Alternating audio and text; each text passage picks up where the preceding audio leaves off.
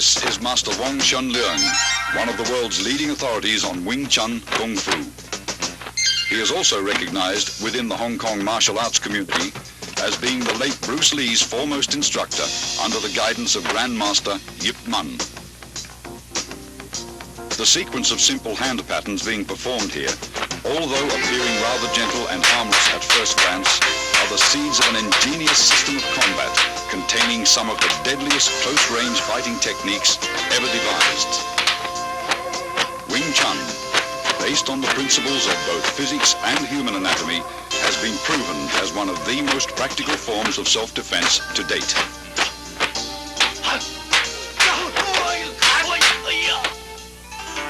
Grandmaster Yip Man was responsible for Wing Chun's world fame.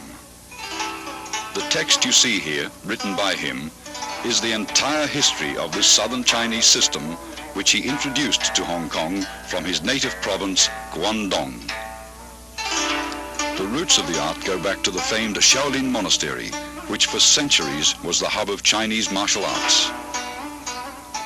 During the Qing dynasty, Manchu troops killed most of the Shaolin warrior monks and burned down their monastery. Among the few survivors was a Buddhist nun, Moi, who took refuge in the White Crane Temple at Tai Leung Mountain. There, according to legend, she created a system of Kung Fu after being inspired by watching a crane and fox in combat. She then taught her deadly art to a woman, Yim Wing Chun, whom the style has been named after. Yip Man, the fifth-generation master who died in 1972, openly propagated what was once a secret style in order to preserve the art from extinction. His disciple, Bruce Lee, credits Wing Chun for being the basis from which his own modern style, Jeet Kune Do, evolved. Wing Chun is a very effective system due to its scientific approach to combat. The style's sophisticated fighting principles are based on both simplicity and the theory of economy of motion or conservation of energy. All the techniques are designed to be structurally faster than other fighting methods, as well as more efficient.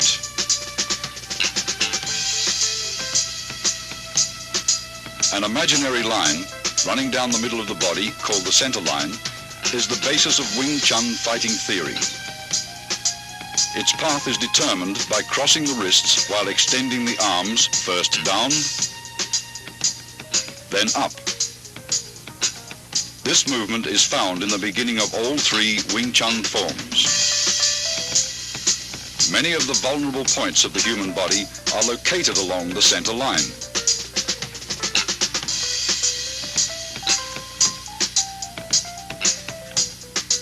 Thus, Wing Chun's offensive theory stresses attacking an opponent's center line.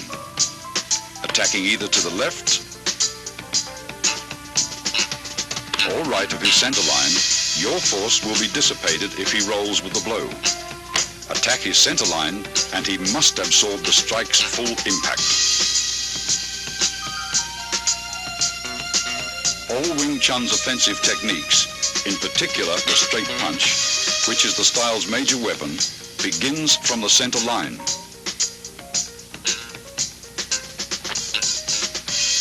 Notice your fists travel along the same path which is perpendicular to the center line.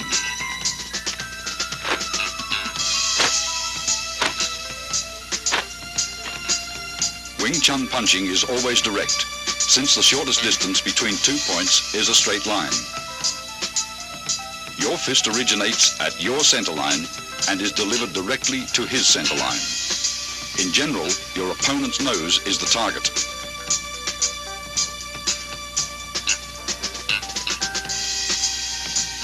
Defensively, Wing Chun stresses the instinctive protection of one's center line to a tight on-guard arm position where the elbow of your lead arm is always a fist distance from the center line. Never is the elbow out, since you are left exposed. Though your arm moves to block, your elbow remains a fixed axis.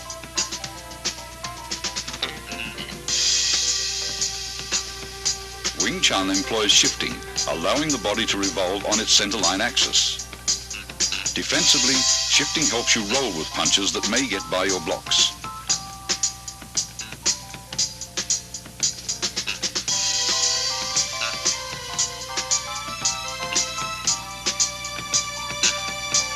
Offensively, shifting creates various angles for attacks that will subtly penetrate an opponent's defenses.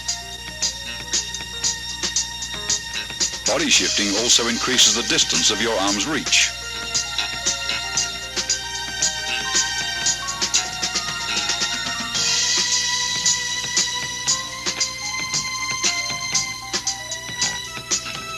Shifting quickly magnifies punching power, since tremendous force is generated from sudden torque in the waist and hips.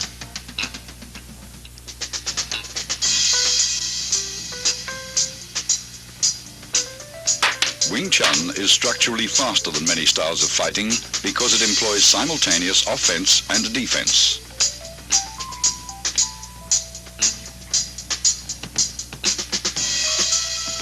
Block and attack should not be separated into two motions. Wing Chun's block and attack is executed in one motion. After striking out, the fist automatically blocks when retracted.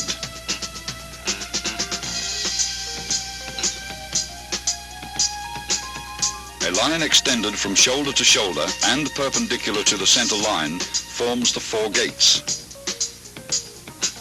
Wing Chun's defensive system trains one to employ various blocks to protect each of the four gates.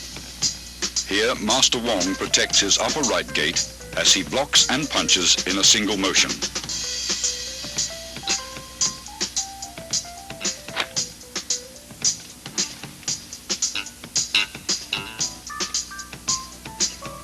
Alternate simultaneous blocks and punches protect both your left and right upper gates.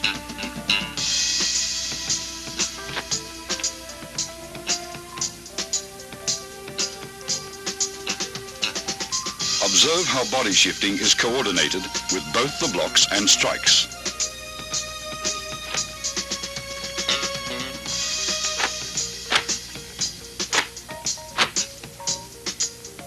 Master Wong demonstrates defense of the upper gates against an opponent's multiple punches.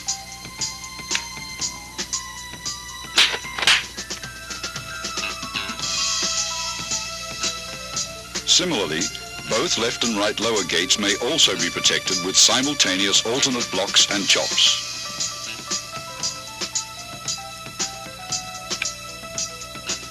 Observe how the arms move in unison.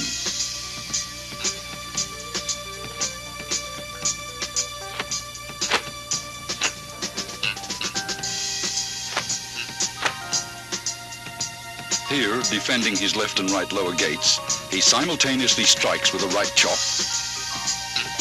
then a left punch.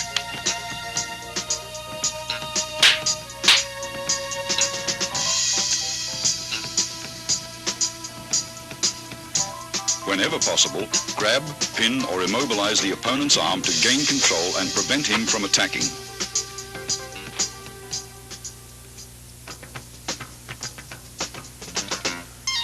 In accordance with the theory of economy of motion, Wing Chun hand techniques defend and block at the same time and are delivered in a bursting series of straight rapid-fire attacks. The basic straight punch begins in front of your solar plexus and is thrust out with your fist at nose level. As one fist punches, the opposite fist retracts. Notice the wrist snapping action, unique to Wing Chun.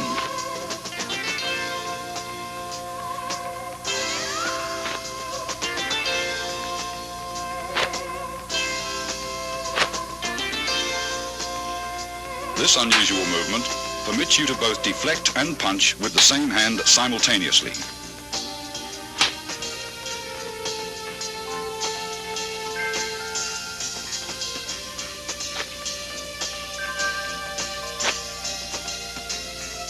It also creates a powerful shocking force, even from short distances, as seen demonstrated by this 1-inch punch. Execute finger thrusts like punches and keep your fingertips stiffly together. Finger thrusts are either aimed at an opponent's eyes or, as seen here, to his throat.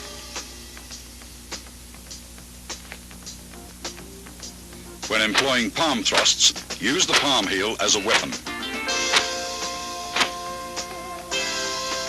Palm thrusts directed under an opponent's nose are very effective.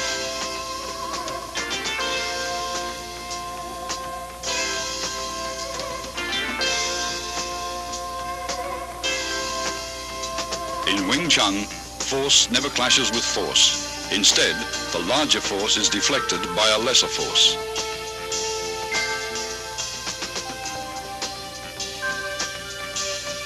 Tan Sao employs the thumb side of your forearm to block. At completion, your elbow returns to the fixed elbow position, 1 fist distance from your center line. Rotation of the forearm and the palm's abrupt upward twist generate power. Blocking power is enhanced by twisting your torso while shifting.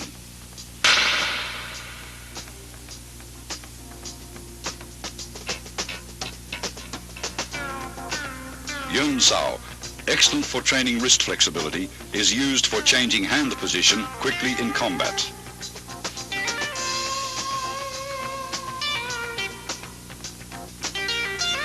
It is executed by a relaxed rotation of the hand around the wrist.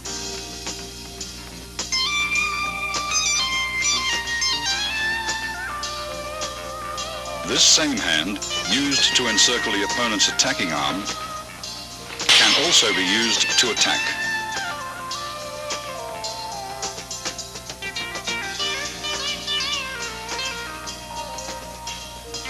Wu Sao employs either your palm or edge of the hand to block.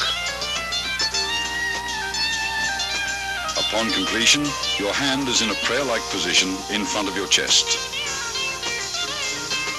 Wu Sao is the rear guard hand position employed when an opponent's punch penetrates your forward defenses.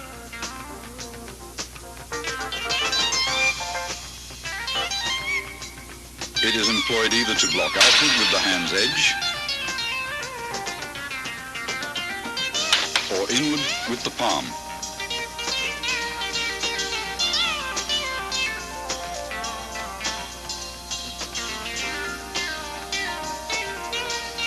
Hoc Sao employs the inside of your wrist to block. At completion, your arm is in the fixed elbow position, 1 fist distance from your center line.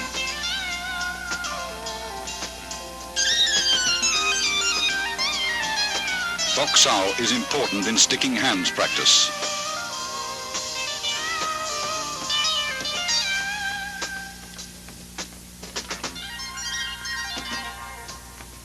Hoc Sao uses the palm heel for deflection. By utilizing the wrist's snapping action. It is often combined with a punch.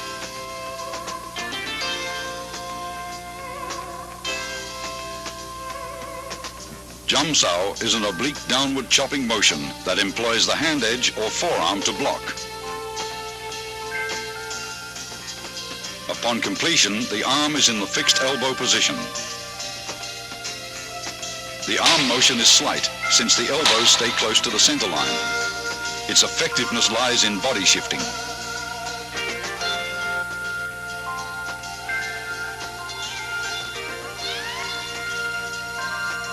Gan Sao employs the forearm to block low-level and groin attacks by combining both the hinge action of your elbow and body shifting.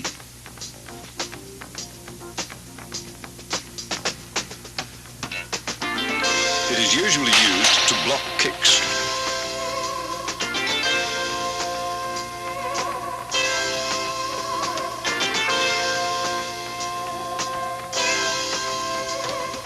Bong Sao is unusual, since it deviates from the fixed elbow position. It is performed by a rolling motion of the forearm, which is the blocking surface. Coordination with torso rotation is important in Bong Sao.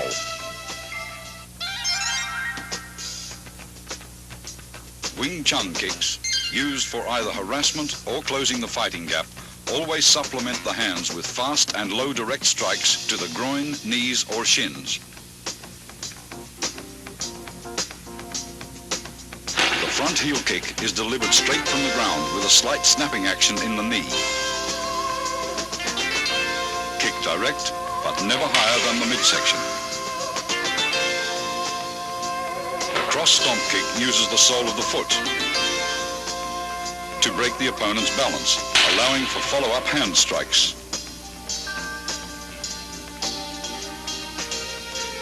The low side kick is for stomping down with the heel or sole of the foot. Master Wong employs a side kick to his opponent's inner thigh as a harassment.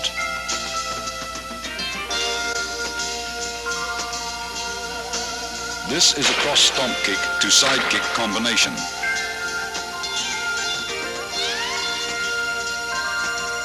As the opponent evades the stomp kick, Master Wong follows up with a side kick to the midsection.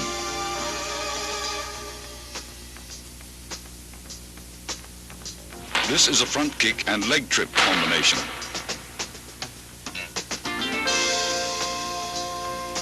After his front kick is blocked, Master Wong follows the blocking force and uses his leg to trip the opponent.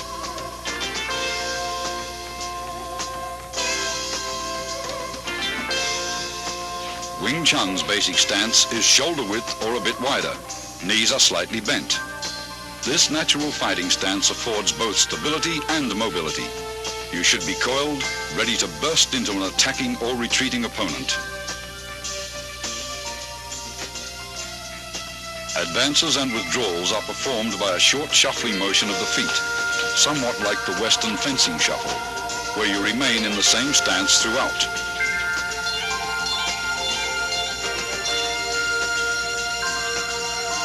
To advance, the front foot first steps forward about 6 inches, then the rear leg slides forward. To retreat, the rear leg steps backwards, then the front leg follows suit. When advancing, spring off the rear leg. When retreating, spring off the front leg.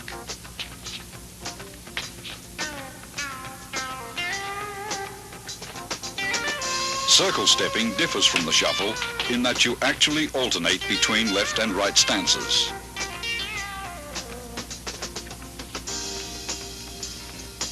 To advance, your rear foot slides forward using a circular motion, while the other foot slides up into a natural stance position.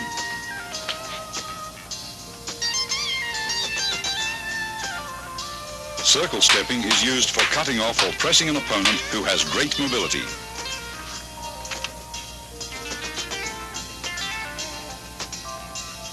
A wall bag filled with dried beans or sand is an essential training aid for developing power.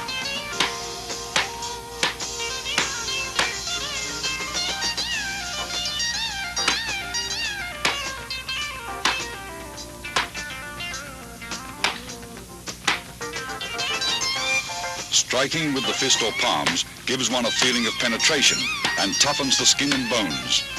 Train slowly and gradually.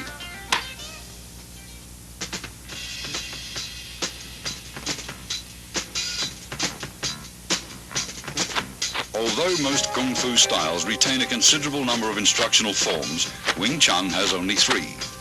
Contained within these 3 forms, however, is the entire scope of the style's theoretical and technical knowledge. The first form, which is being demonstrated here by Master Wong, is called Siu Nim Tao, or the Little Idea form. Most of these movements would seem so simple and lacking in either speed or power that a novice might well wonder what relationship, if at all, they bear to actual combat. Regardless of appearances, Siu Nim Tao is the foundation upon which the entire Wing Chun system was built.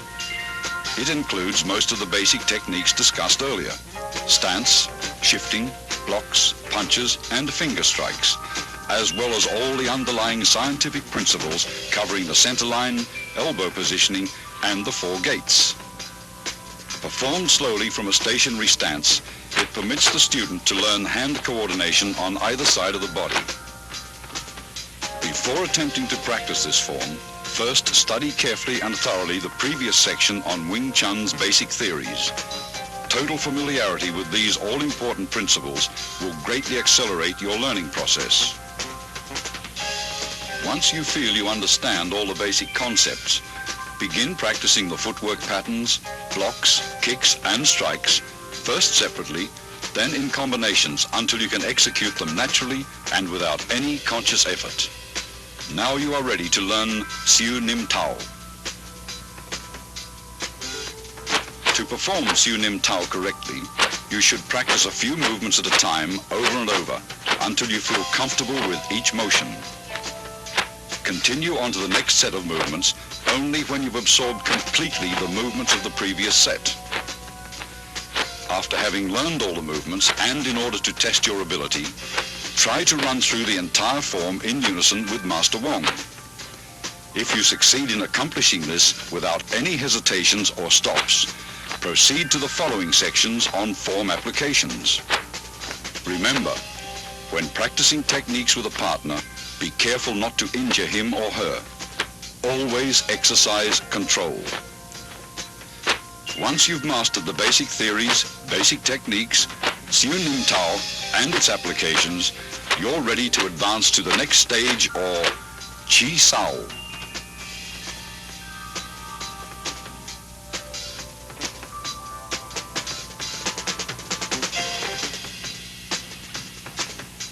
Tan Sao, or the palm-up block, uses a sudden forearm twist at the end of the movement for increased effectiveness.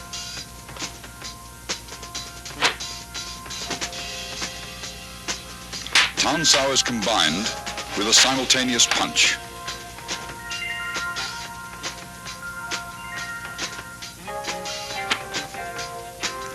Hyun Sao, or the circling palm, is used after blocking to encircle your opponent's arm. It utilizes one hand for both blocks and attacks. After encircling the opponent's arm, a palm thrust follows naturally. Park Sao, or the palm slap, is effective for upper gate defense. It is best combined with a head slip or body dodge. The downward palm block is used against attacks to the lower gate.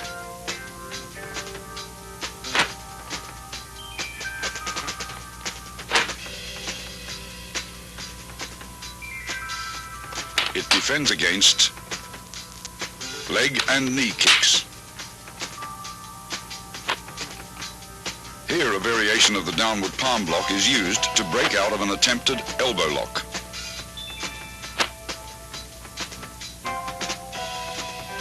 A shoulder and forearm shrug can repel an attacker.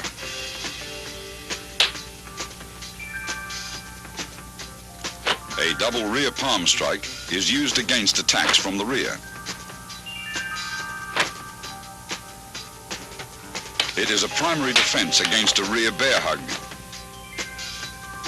and can be followed with a throw.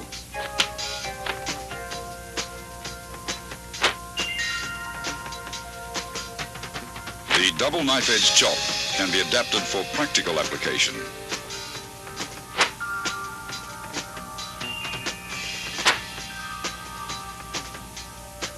primary target is the opponent's throat. This is the palm jerk block.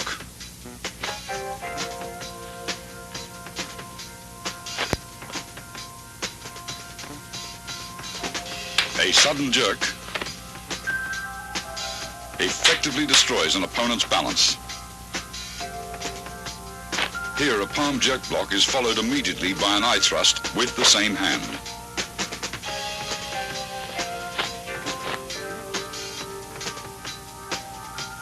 The palm jerk pulls the opponent into the strike. A high wrist block to low palm block demonstrates how both blocks and strikes can be done with the same arm. A punch may be immediately transformed into a block, or vice versa, a block may be transformed into a punch. Gan Sao, or the low block, is used for defense of the lower gates and can be combined with an attack.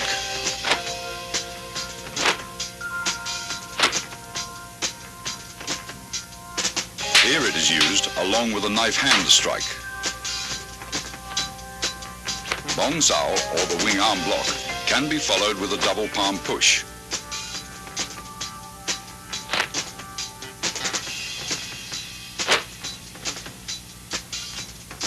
Master Wong blocks, then pushes his opponent.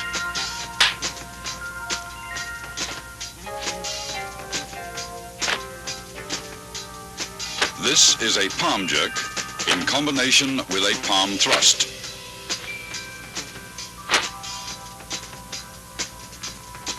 A palm thrust to the throat after a palm jerk breaks your opponent's grab. Other than being alternate finger thrusts, these movements have another meaning.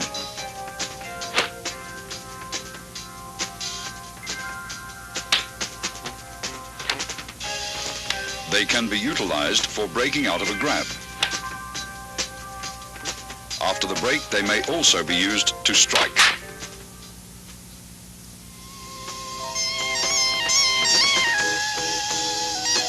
Chi Sao, or sticky hands, is a two-man exercise for developing arm coordination, so that while one hand blocks, the other attacks.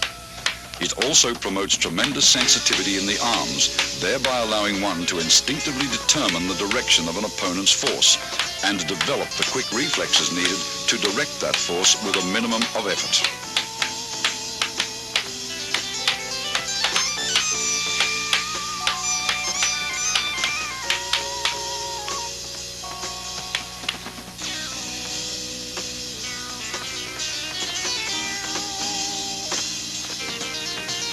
Single arm Chi Sao prepares you for double Chi Sao. Since only one arm is used, you may concentrate on proper arm position and feeling the opponent's flow of force. Tan Sao, a low palm thrust, and Bong Sao comprise the movements executed by partner A.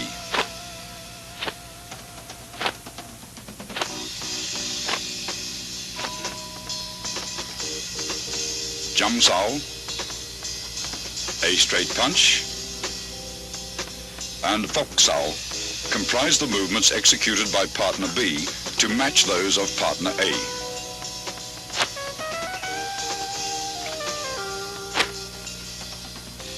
Partner B's Fok Sao rests on A's Tan Sao. Partner A's Tan Sao converts to a low palm thrust, which is blocked by B's Jum Sao. Partner A's Tan Sao changes to a Bong Sao to block B's straight punch. Both partners perform these movements in response to each other's complementary techniques with a firm yet relaxed flow of force.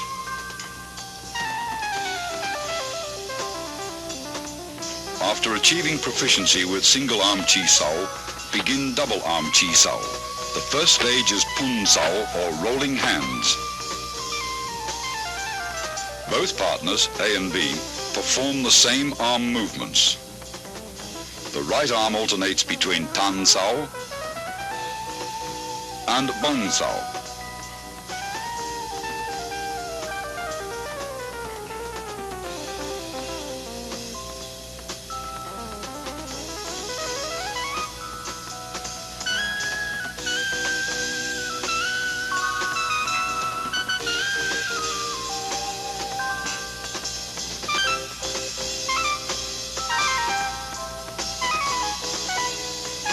The left arm remains in a Bok Sao position, which in turn alternates from a high to a low position.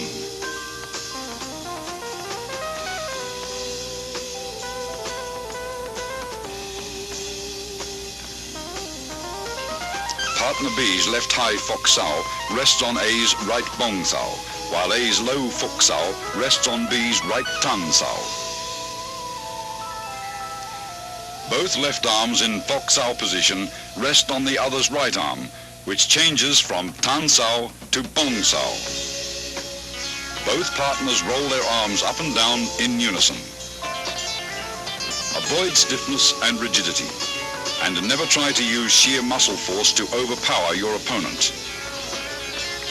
With practice, the feeling for rapid directional changes in the forces of an opponent's attack or defense will give you a sense for when to yield, resist, defend, or strike. Go Sao, or sticky hands fighting practice, the second stage of double Chi Sao, is a type of regulated sparring where you learn how to employ the techniques taught in the three forms against an opponent. The importance of the centerline theory and the significance of form and function will be realized. If you expose your centerline either by failing to maintain the fixed elbow position or if your blocks deviate too much, the opponent's attacks will penetrate. You will get hit. Go Sao hones your fighting techniques so you can react with a different combination of basic blocks and attacks in a free-flow exchange of techniques when the opponent's movements are unpredictable. This liberates you from formal fixed patterns of fighting.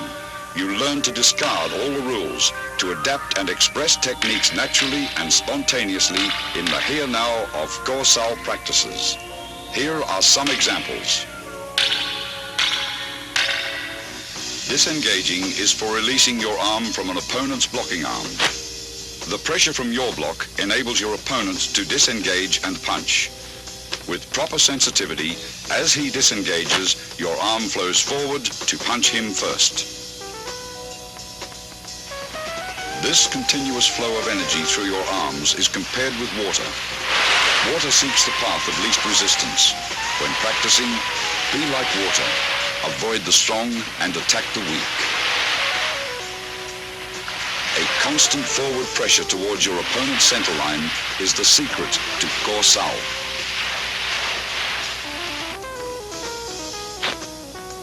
If your opponent's arms deviate too far and expose his centerline, automatically penetrate his defenses like water crashing against rocks.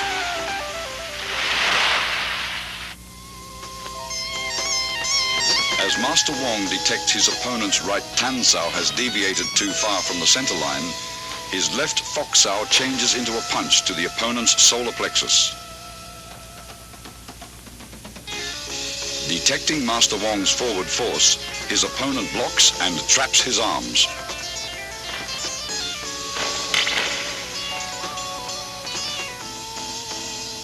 Master Wong's left Fok Sao crosses over and traps his opponent's left hand as he presses forward with a right palm thrust to the throat.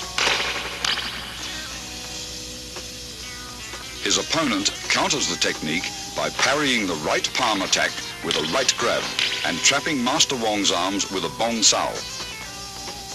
As his left high Fok Sao reaches across to grab his opponent's left hand, Master Wong's right Tan Sao disengages into a punch. When his opponent feels his left arm being grabbed, he performs a left Bong Sao to Master Wong's punch.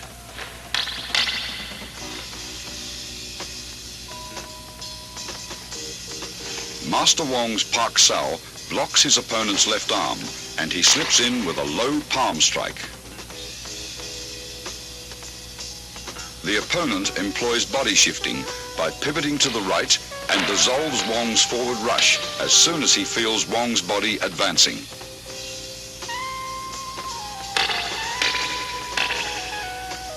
After a series of exchanges, the opponent applies an elbow lock on Wong's right arm. Instead of resisting, Wong flows with the direction of force, crashing into his opponent with his shoulder. As the opponent senses Master Wong's body pressing forward, he releases his left arm and employs Bong Sao to dissolve the force. Wong's right Bong Sao grabs his opponent's right Tan Sao, pulling him forward, and locking the opponent's left hand, he executes a left punch. Feeling himself being pulled forward, the opponent employs body shifting to divert Master Wong's forward surge of force. Then, his right Pak Sao pins Wong's left arm.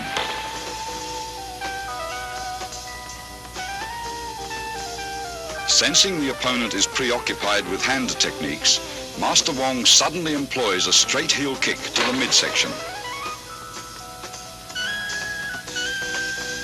The opponent, alert to both hand and foot attacks, detects Master Wong's kick, sidesteps and delivers an upward palm thrust to the throat. After long practice, you will grasp the meaning of a verse on Chi Sao that states, "Receive what comes, follow what goes, attack when the hand disengages."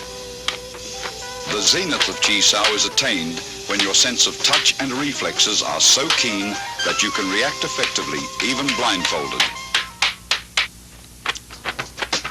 You will have completed Wing Chun's basic training after having mastered the contents of this tape. The more profound levels of the Wing Chun scientific system of combat, as contained within its second and third instructional forms, are to be covered in a following sequel. In addition, the highly guarded secrets of the famous 108 wooden dummy techniques will be analyzed in detail. Wing Chun's refined hand techniques, adapted to the use of advanced weaponry such as the lethal double butterfly knives and the 6.5-point pole forms, are to be demonstrated as well in their entirety.